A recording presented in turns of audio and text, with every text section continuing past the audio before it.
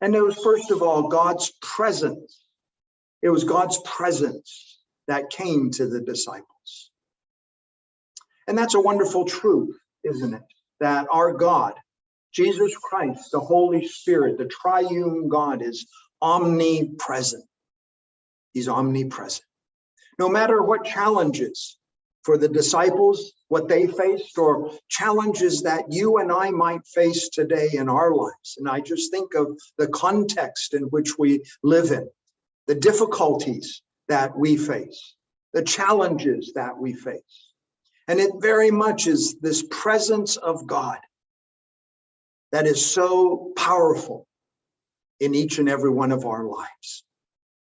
And I just think back to an example in the Old Testament of how this presence, well, actually several examples in the Old Testament of how this presence of God, this presence of the triune God was so precious in the lives of those who have preceded us. I think of Joseph in the Old Testament. There in the book of Genesis, you'll be familiar with his story beginning in chapter 37, in chapter 37, right through to the end of the chapter, to the book in chapter 50. And you remember there that Joseph was sold in chapter 37. He was sold by his brothers down to Egypt. And you can imagine what this must have meant for a 17-year-old young person. It was bad enough to be a slave, but to actually be a slave because your brothers, your own family, your own blood sold you to Egypt. And yet, isn't it interesting that if you go there to chapter 39, and the Lord was with Joseph, and the Lord was with Joseph, that was the theme that really very much went right and through Joseph's life. The presence of the Lord, no matter what circumstances you and I, or what circumstances Joseph might have faced.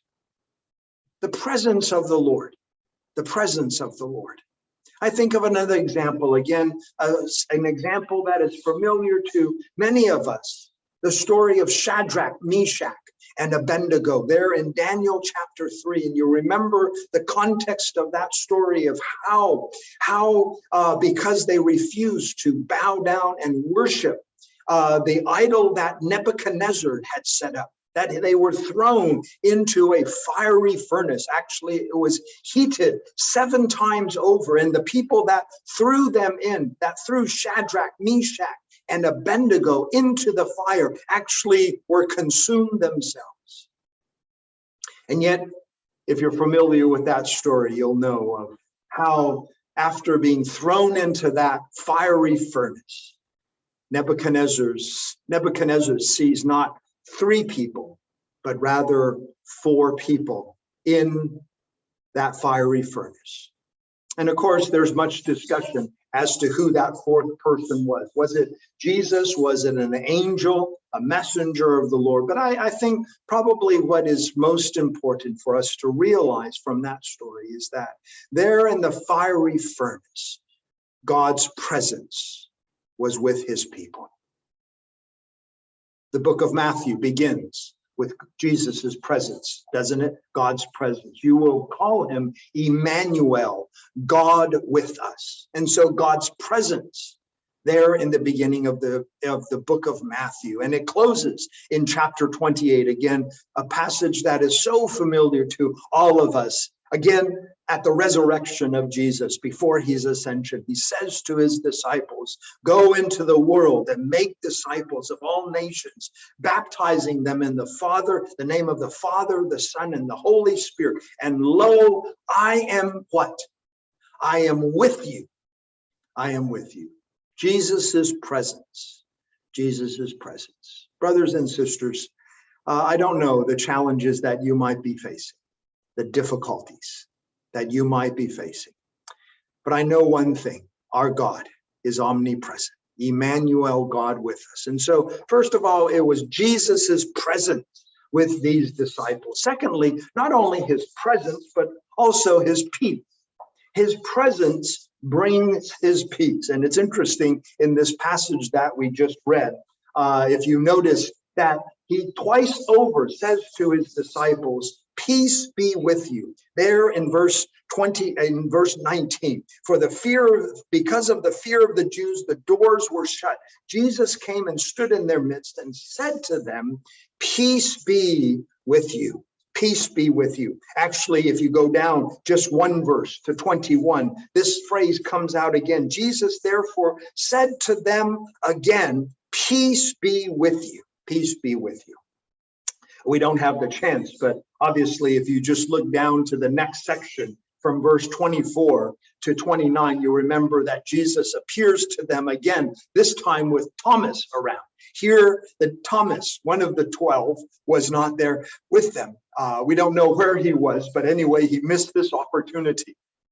But there in verse 24 to 29, you'll notice that Jesus says that again. Peace be with you. Jesus is peace. Jesus is peace.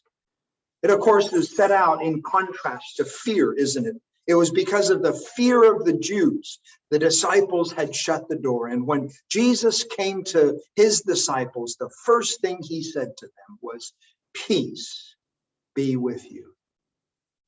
Jesus is peace. Jesus is peace. What a wonderful picture for us in a time in this world where there is so little peace. And what I mean by that is not only perhaps peace among nations, and we are wanting to especially remember what is taking place between Ukraine and Russia with wars, people fighting against people. Countries are at war with each other. Countries are at war within themselves. Society, different people groups are at war with themselves.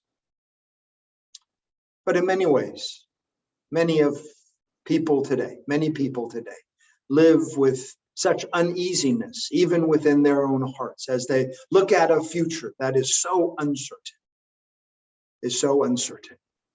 And Jesus comes in his presence to bring us peace, his peace, his peace. You know, if you do a word study of peace, it's interesting to note that peace is not actually the absence of problems. Peace is not actually the absence of problems, but rather his presence in the midst of these difficulties, in the midst of these challenges, and in the midst of hardships that we might face. And I just think of another Bible example, again, one that we're so familiar with, there in the book of Acts, in chapter 16, where Luke tells us of how Paul and Silas take the gospel of Jesus Christ to Europe. Actually, it was the first time that the gospel, as far as we know, was carried intentionally over to Europe. Certainly, probably those who heard the gospel at Pentecost were told that there were some from Rome, and it is very evident that they took the gospel to Rome because subsequently, Paul wrote the book of Romans from Corinth. And already by then, even though Paul had not been to Rome, there was already a thriving church there at Rome. At any rate, Luke tells us there in 16, Acts chapter 16, of how Paul and Silas went to Philippi and shared the gospel of Jesus Christ. And of course, if you're familiar with that story, you'll know that they were eventually arrested, they were beaten, and they were thrown into prison. And what a wonderful testimony, what a wonderful story of how Paul and Silas, their hearts, you just think of what they were facing. They didn't know what was going to happen. They had been beaten. They had been thrown into jail. And a wonderful picture of what Paul and Silas were doing. They were worshiping God. They were singing praises. Peace, my friends, brothers and sisters, is not based on our circumstances, but rather peace is like a thermostat. Not a thermometer, but rather a thermostat that can fill your heart, that can fill my heart, even in the midst of challenges that we might face.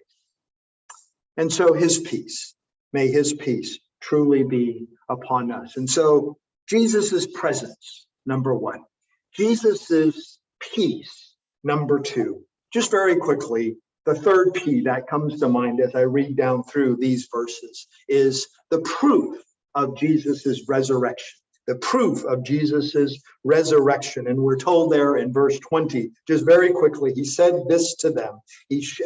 When he had said this to them, he showed them both his hands and his side.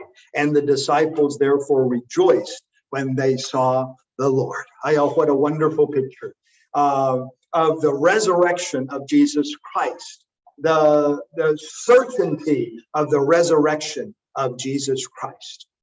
This semester, some of you may know that actually a number of years ago, we shifted our focus of ministry, and we are now serving at China Evangelical Seminary here in Taipei. It's a seminary that was started, an interdenominational seminary that was started in 1970, so just over 50 years ago. And it's been our joy to be able to serve here at the seminary. And one of the classes that I'm teaching this semester is actually a class on preaching and looking actually specifically from the book of Acts, preaching the different sermons, whether it's Peter's sermons, 3 sermons that we're given in the book of Acts of Peter, Stephen's sermon, Philip, we're not given actually a sermon, but there in chapter 8, verse 35, we're told something of probably of a sermon that Philip preached, but then certainly also Paul, the sermons that Paul preached, and perhaps we can throw in Apollos as well. But it's very interesting as I studied and as I prepared for this class on preaching, looking at the book of Acts, looking at preaching from the perspective of the book of Acts to realize how in each sermon, almost inevitably, there is always the reference to the cross of Jesus Christ, but with the reference to the cross of Jesus Christ, the resurrection of Jesus Christ. You go and look at chapter 2, Peter's sermon.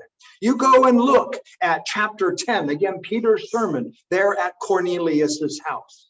And chapter 13, when Paul was in Pisidian Antioch, again, preaching in the synagogue among Jews, he talked of not only the death of Jesus Christ, actually just one phrase, one verse, within one verse, he talks about the death of Jesus Christ, but then he spends several verses talking about the resurrection of Jesus Christ.